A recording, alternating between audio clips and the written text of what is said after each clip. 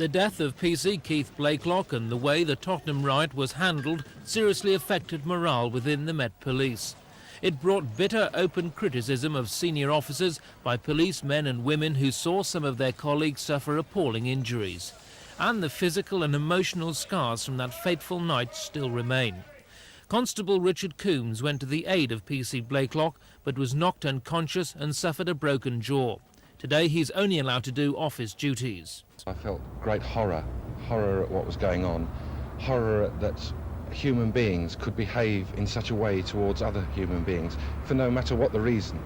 The large number of injuries suffered by police officers brought unprecedented levels of criticism of their superiors in the aftermath.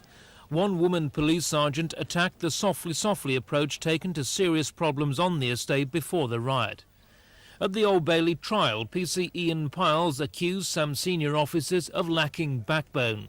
He said the riot could have been stopped within 2 hours, but although there were enough weapons and manpower, officers were prevented from doing so by their superiors.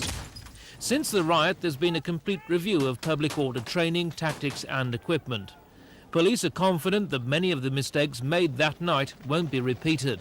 There were a lot of lessons that we as a force learned from that fateful night. One of the main lessons that we learned was that the communications coming, or the intelligence coming from the ground to the control, was insufficient. And we also learned that the senior management on the ground were at times not as highly trained as the officers under their command.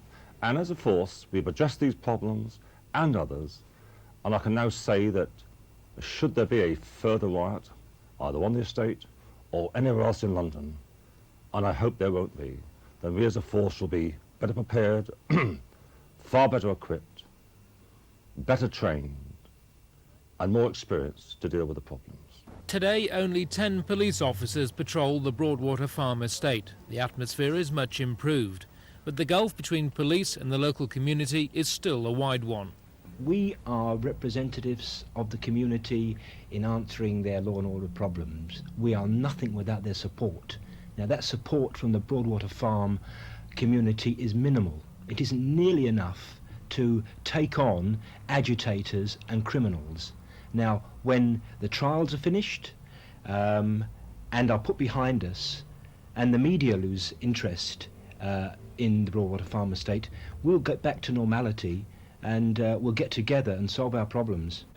But the Police Federation, who represent coppers on the beat, are more critical of local leaders. You've got so-called community leaders. I personally don't think they could lead a conga, and yet they are the people, the spokesmen, and they are the people that are causing us great problems. There is a lot of scum in our society at the moment, and there's black scum and there's white scum. Don't let's beat about the bush, and if you have a consensus to rid society of that type of person, then we'll all get down and do the job we should be doing.